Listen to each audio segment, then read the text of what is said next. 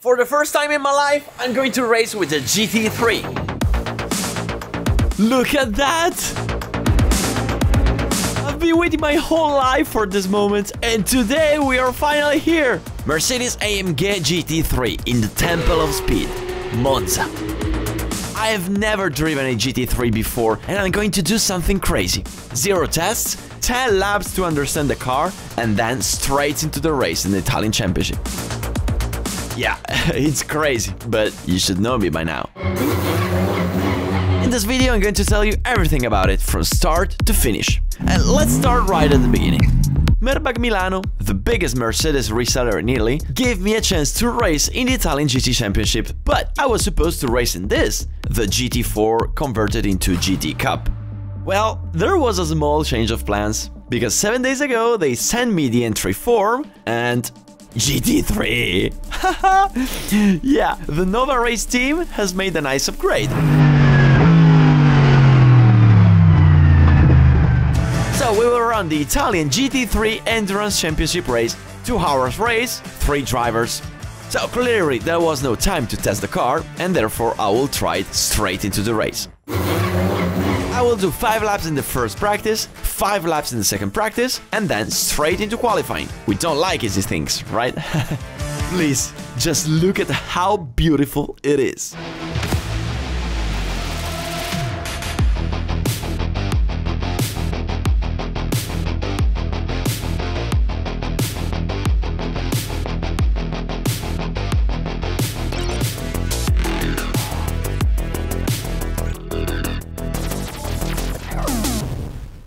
The more I look at this car, and the more I just can't believe it. It's a spaceship. I jumped on board a couple hours ago. If we look at the inside, it's really a spaceship, but it's not that new for me because I raced with the GT4, I raced with the GT Cup, and they're mostly the same inside. What's completely different is all the rest. I mean, this is a totally different car. It was one of my life goals to get to drive a GT3 car, and I always knew that the question was not whether I would do it or not, it was about when I would have made it, and the when is today. Today's the day. I really don't know what to expect.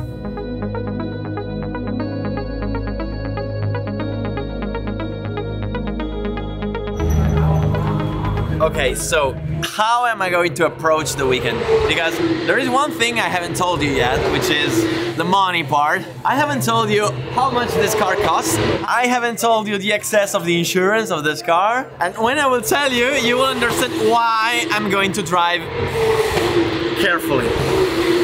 Really carefully.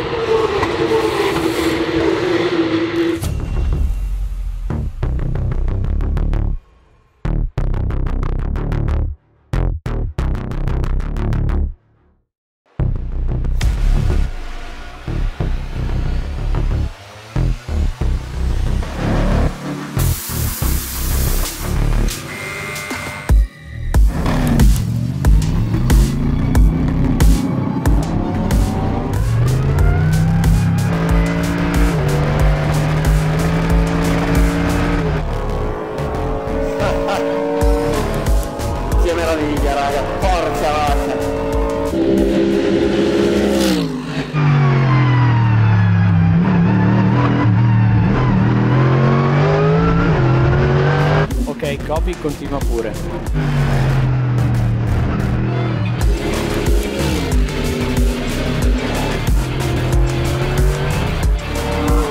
Quanti crono ho ancora? Quello che sta iniziando sarà l'ultimo crono. Ok, Alberto, Fox conferma. Copy, Fox.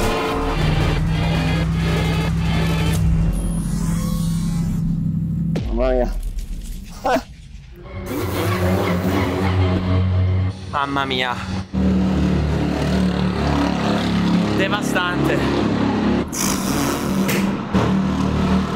So nowadays reference, the number 27, 48.7 is Giancarlo Fisichella. I think he's a good reference. So we are here, 51.3. Meanwhile, Fulvio is not beating my lap time, so I'm happy. I can keep my seat for the next season. Yeah, the level of the first ones is very high. Just hearing Giancarlo Fisichella is enough that I don't have to add anything else. And stop. So, this was the first session, the first contact with a 500,000 euros spaceship. A vehicle which is unimaginable by how scary it is. So, as my teammates go in for their session, I reflect, I metabolize, I analyze the data, I try to understand and... Quando tu freni e la inserisci, la fai ruotare il freno. E la sensazione che ho è che devo farla ruotare ancora più di quello che sto facendo, perché sennò poi quando vado sul gas vai sotto sterzo.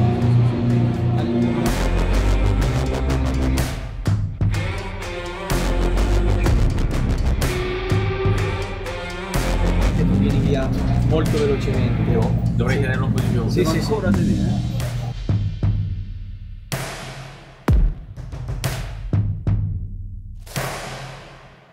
So, I have so many things to say. Now, I'm home because I live 40 minutes from the track, so I came back home. I've never felt in my whole life these two emotions at the same time. I'm talking about happiness, because driving that car is, guys, is one of the most beautiful things in the world. And fear.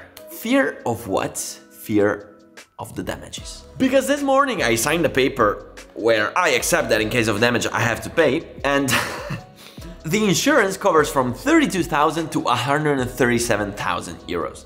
That means if you do a small damage, you pay it. But if you do a huge damage, you pay all of it minus 105,000 euros. So, you're probably wondering why I'm in the simulator now. Talking about money, the car costs 550,000 euros, and that means that if you do a crash like this,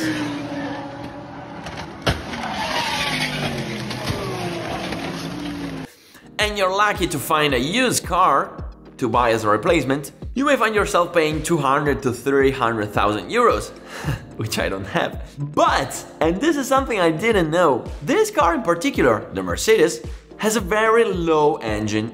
What does that mean? It means that if you hit a curb in the wrong way and you hit the engine with one of the bumps, you usually break the lower part of the engine, which on a normal car, you replace that part and that's it. In these cars, you have to replace the whole engine. And we're talking about 50, 60, 70,000 euros just because you hit the curb the wrong way. Now, talking about the driving. The crazy thing about this car is that it's really easy, but reaching the limit is not that easy as always. And it's the right opposite as the Euro NASCAR. Totally opposite. Let me explain. With Euro NASCAR, you have to brake very gently. NASCAR drivers usually say that you have to imagine you have an egg under the brake pedal and you have to brake in order not to break the egg. Then you have to enter the corner, and as soon as you start accelerating, you have to use advantage. You have to accelerate in a way that you make oversteer the car just a little bit to help it corner and exit faster. With the GT3, you have to do the total opposite. You have to brake as hard as you can, 120 bars. Then, when you start entering the corner, you have to keep a lot of brake to start losing the rear, to rotate the car and corner better. But when you start accelerating, you must not look for the oversteer, because if you oversteer, the traction control cuts the power. And if you don't, you get a massive understeer and you don't make it the corner. Okay, so the good thing is that I understood perfectly what I have to do on the car. But today I went 2.5 seconds lower than the pole position. But listen to this. I just did 5 laps. The results after 5 laps, it's not bad. I have 10 more laps and then we get to the race. So, if I don't know what to do on the car, why am I so scared to do it? Because rotating the car but entering fast into the corner and braking a lot means that if you exaggerate with the braking, you lose the rear, you spin, and you crash into the wall. So, do you understand the complexity of trying to accomplish it in just 10 laps, knowing that if you make a mistake, you're done? That's difficult. A lot. And this is the reason why I'm here. I will take advantage of this evening to get used to the car on the sim.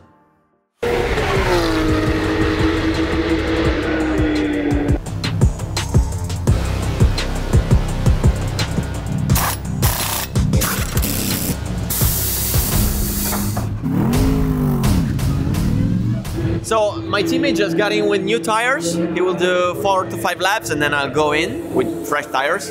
Now, yesterday I trained all the night with the simulator on iRacing on the GT3, and it's not that I had to get the feeling with the car, because I did like 100 races with the GT3 on iRacing. And you know what? I still haven't figured out how to go fast with those cars. Why? Because I'm used to drive race cars, which are real race cars, which are just the engine, the tires, the brakes, and nothing else. These, on the other hand, they are more like computers with aerodynamics, which means with the other race cars, like legend cars, midgets, Formula Predators, Euro NASCAR, the driver can invent his own driving style. For example, in the Euro NASCAR last year, between me and another driver, we checked the telemetry. It was totally different, but the lap time was identical. Some of the fastest lap times. So it means that the driver can use his driving style to go fast. With these cars, however, either you do what you must do, or the car doesn't work. I have to learn, like a computer, what to do and do it. And that's not something I'm used to.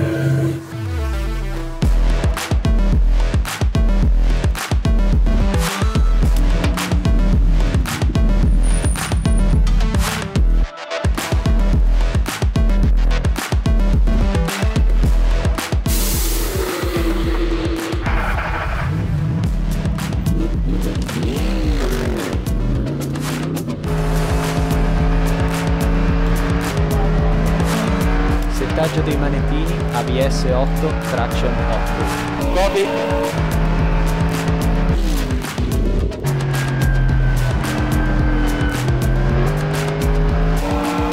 Sto sperimentando un po' per capire il limite, ma è difficile.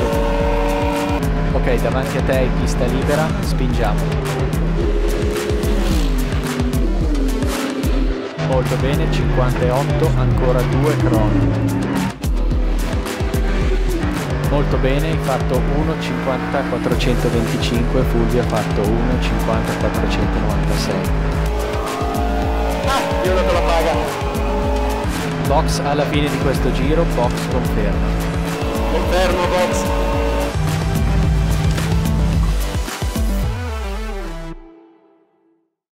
So, I improved by 1 second from yesterday. That's good. I mean, if I improve 1 second per session, on Monday I will have the pole position. I started practicing the idea of making the car rotate the brake. A couple of times I exaggerated it and I found myself like this. But you know, that's how you do it. That's not easy. I mean, if it was easy, we would all be winning. After 10 years in motorsports and 5 years of racing, I have understood one thing. In motorsports, it's not the phenomenons who win, but it's the ones who spend the most money. Wait, let's not say bullshit, please. In motorsports, the most talented drivers win. Without talent, you don't win. True, but it's also false. Let me explain. There are fertile soils, where whatever you plant grows lush. But there are also dry soils, where everything dies. Talent is like a soil. The more talented the driver is, the more fertile the soil on which to cultivate driving skills. And how do you cultivate the skill? By spending a lot of money to get him around the track. So clearly there are people who are not good at all, who not even by spending billions can go fast. But there are also many average good drivers who, having had so much money at their disposal, have managed to learn so well that today they win.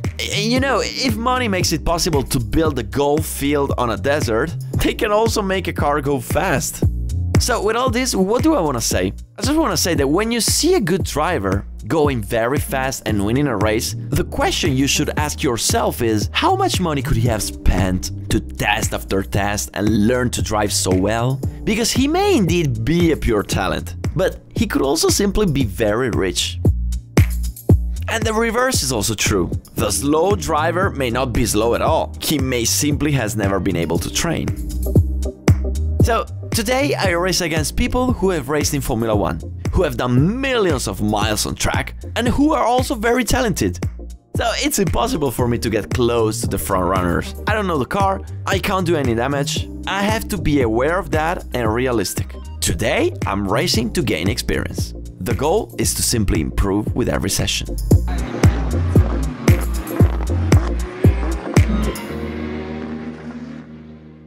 So, there we are, ready for qualifying. And you may say, why am I not on the car? Because here, the qualifying works this way. Considering that this is an endurance race, we are 3 drivers. So we have 3 qualifying, 1 per driver. And every driver has its own sets of tires. Which means that on the qualifying you put the new tires, you use them for the qualifying, and then those tires are the tires you will use for your race stint. So, what about the lap time? We take the lap times of the 3 drivers, we take the average, and that is the qualifying lap time. Which means, if a team has a very fast driver and a very slow driver, probably means they will not start on pole position. Now, Marchetti goes first. Let's see how it goes.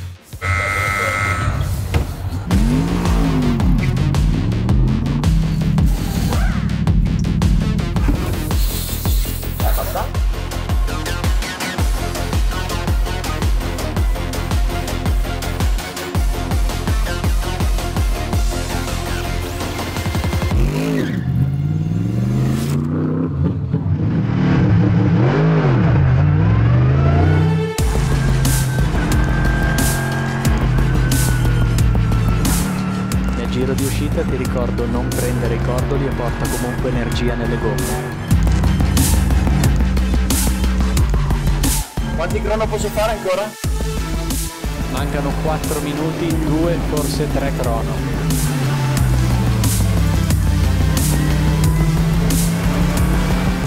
Ho sbagliato una curva, faccio cooldown.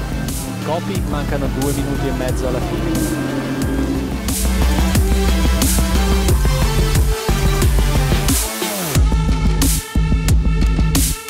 Ok Alberto, lanciati per l'ultimo crono, ultimo crono.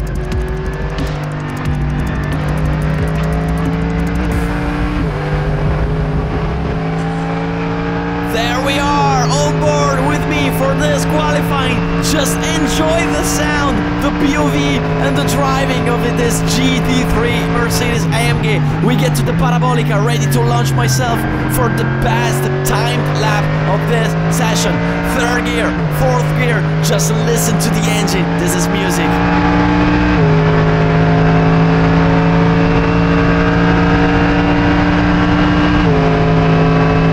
Get to the first super hard braking. We brake later than 150. Look at this.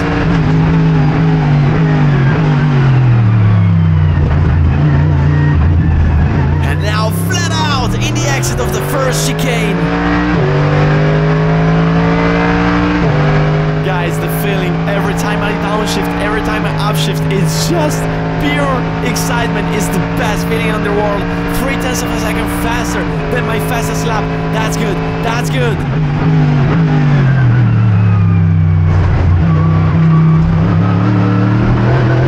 Just a little mistake here. I should have done it in 2nd gear, but I'm still fast. I'm still fast.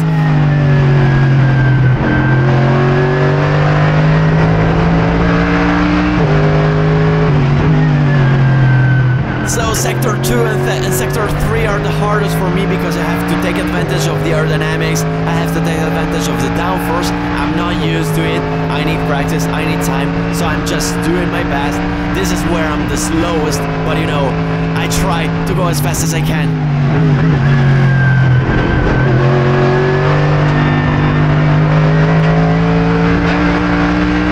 This was the Ascari corner, the most exciting corner of Monza.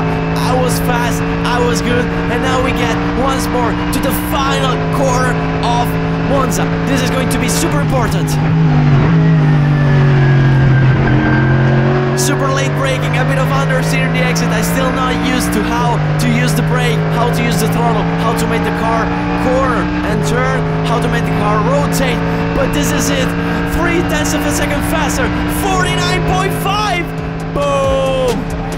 What a lap time. What a lap time. I'm super happy about it, guys. So, it's been since Friday that I'm improving 1 second per session. Now I'm two and a half seconds from the pole position, which means in 3 more sessions I will make the pole. I studied what to do, I did it, and I improved a lot. I was able to see, to understand the limit of the car. And the thing is that For the first time I'm driving a car with aerodynamics. And with these cars, as soon as you see the limits, you say, okay, that's the limit. No, because you can go faster. Because if you go faster, you have more downforce and therefore more grip. So by going faster now, I realized there was more. It takes time. Guys, it takes time, it takes money, but at least I improved. La roba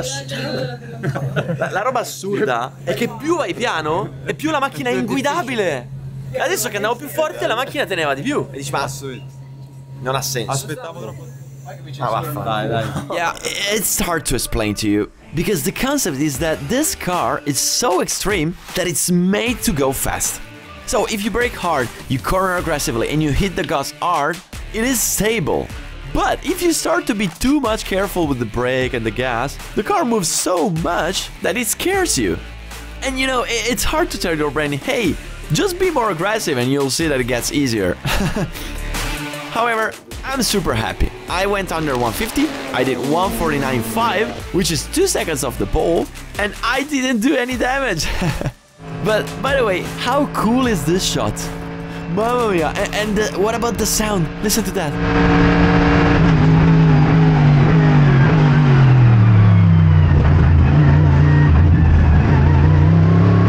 This super cool shot has been made possible thanks to the Insta360 Go 3. The camera you must have. It's super tiny, super lightweight, you stick it in your helmet and you don't even feel it. And what a footage! Up to 45 minutes of battery life! And check this out, you can even use it inside its base and you get almost 3 hours of battery life. It's waterproof. If you go on track, you can't not have it. And if you don't go on track, you can use it for every sport in the world.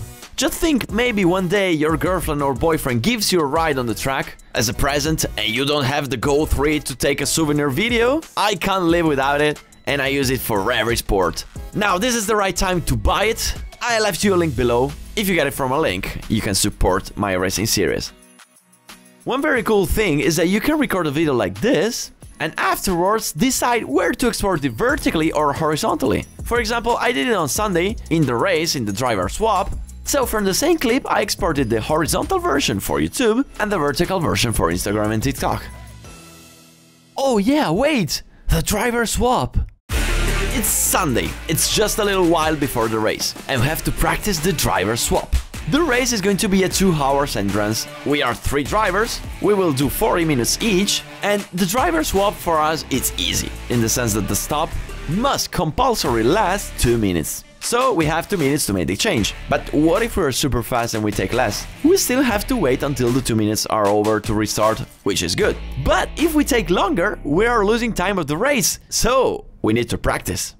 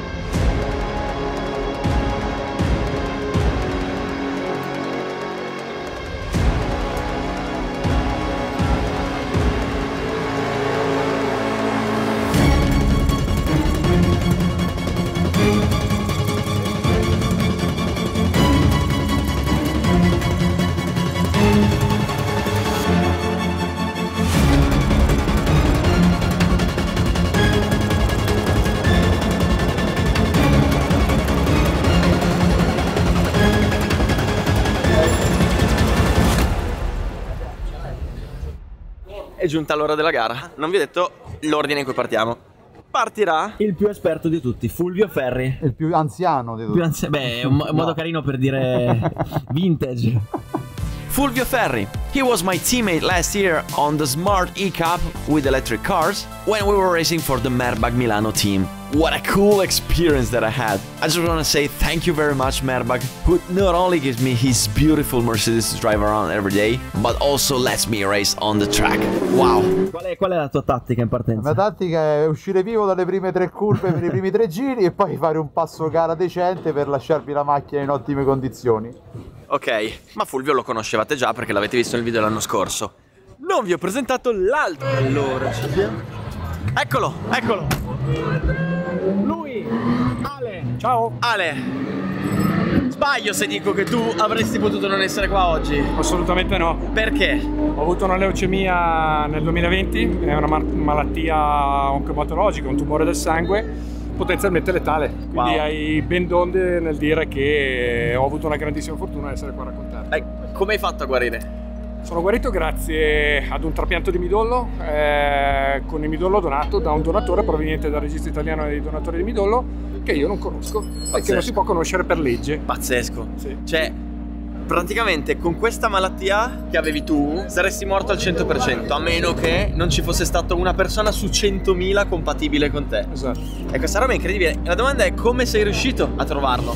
Ho avuto una grande fortuna perché tra le centinaia di migliaia e milioni di persone che sono iscritte alla rete mondiale dei donatori di midollo osseo, ne ho trovato uno italiano di Genova, più o meno della mia età. Io l'ho chiamato Pesto perché non posso conoscerlo e quindi io ho voluto dargli questo nome. Come l'hai chiamato? Pesto, è genovese, quindi Pesto, che ha deciso di farmi questo regalo e darmi una seconda possibilità. E grazie a lui ho potuto ritornare a fare quello che amo, cioè correre in macchina. Che roba! È incredibile. E allora io ti dico, ma lancia un invito a tutti. Allora ragazzi, se avete tra i 18 e i 35 anni, pesate almeno 50 kg e siete in buone condizioni di salute, iscrivetevi al registro italiano dei donatori di midollo osseo, perché donare il midollo osseo, a differenza di quello che... Scusa, è una roba che ti prelevano il midollo dall'osso, da quelle Ecco. ti fanno una no, ti mettono una siringona nella schiena. Ecco, bravo, No? questi sono... No, Cazzo! Come no? Questi sono gli errori che fanno tutti. Il 90% dei casi basta un prelievo di sangue dal braccio. Cioè, quella è la donazione di Non è una midollo. donazione di midollo, vengono estratte le cellule staminali, che sono l'unica roba che serve al malato, e tutto il resto viene rimesso dentro dall'altra parte. Ma io posso passare la mia vita a dire a voi di fare le cose senza dare il buon esempio?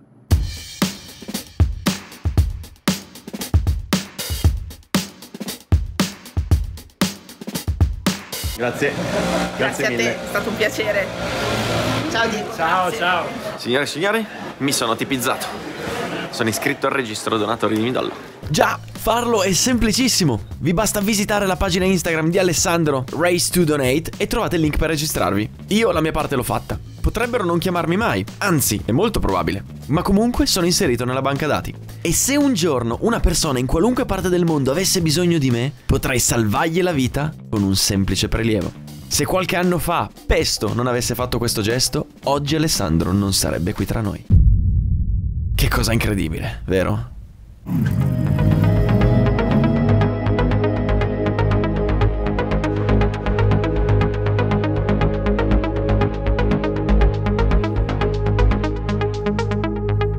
Sono partiti in questo momento con Stefano Comandini del motore a prendersi la prima posizione. So the situation is not ideal because we are racing together with the GT Cups, and GT Cups a bit slower, maybe 1, 2, 3 seconds per lap.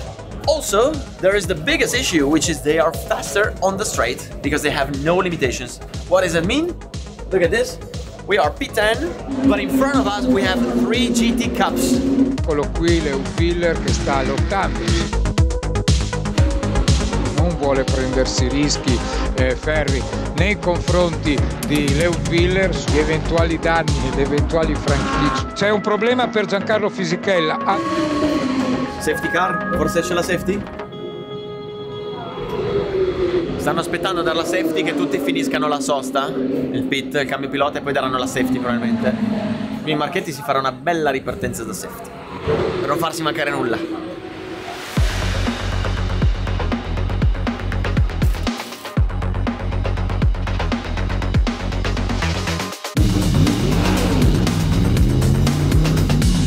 Bordello, guardate che roba. Questo GT Cup si è trovato terzo perché si è fermato per ultimo. Noi siamo 11esimi. Adesso è uscita la safety, quindi si ricompatterà tutto. Vuoi vederlo quel cup in mezzo alle GT? Cioè, avremmo potuto essere terzi con un giro di vantaggio.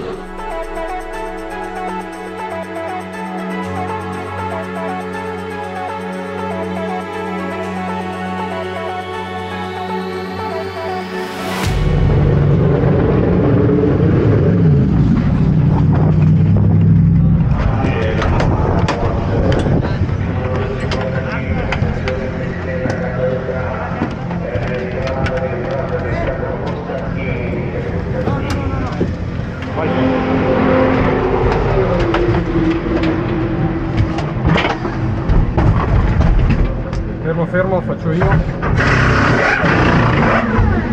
Che cazzo. Ok.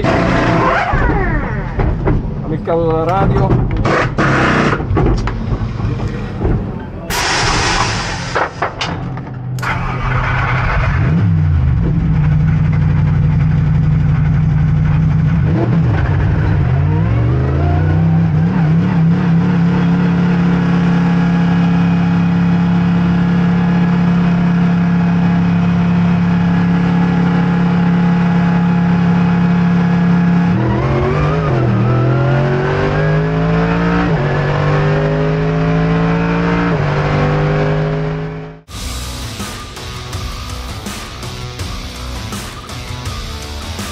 E che fanno le macchine più dietro? 2 secondi più lente di noi, 2 secondi più lente.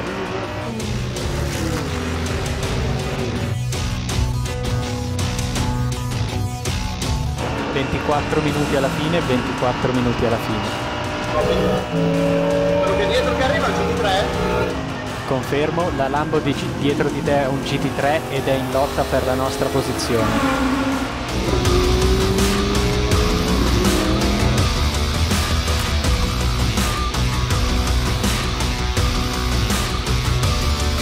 La BMW dietro di te è a 8 secondi ed è in lotta con la posizione. Concentrati sulla guida che possiamo tenerla dietro. Grande, forza Arti, dai, dagliene! 10 minuti al termine, il nostro vantaggio è di 7 secondi.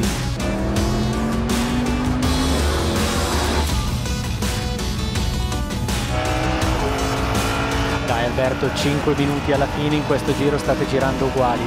Ho iniziato a capire come si guida. Copy, hai fatto il tuo miglior terzo settore, mancano 3 minuti e mezzo, il gap è di 4 secondi stabile.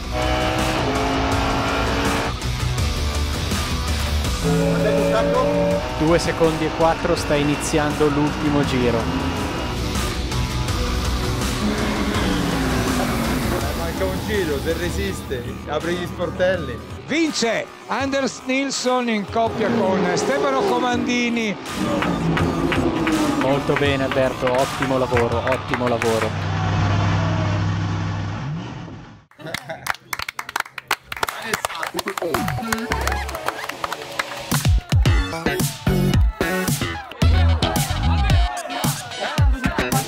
What can I say? The most important goal of the weekend we achieved, having fun without doing any damage. What a shame that with that full course yellow, we could have been on the podium. If we just had taken the gamble of stopping at the last, but you know, this is racing.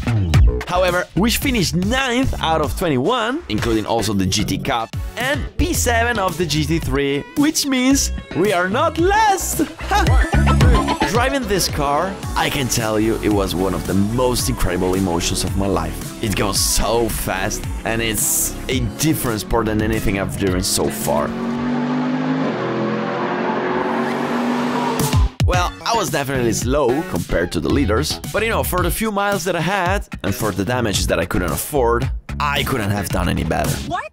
On top of this, you have to consider that the team just got the car, so the setup was not the best possible. And that's okay. I mean, it's perfectly fine. Merbag Milano gave me a really golden opportunity, and I want to thank them so much. One thing is very clear to me now. I want to learn how to drive these cars by testing a lot, because one day I want to get to race in these GT3.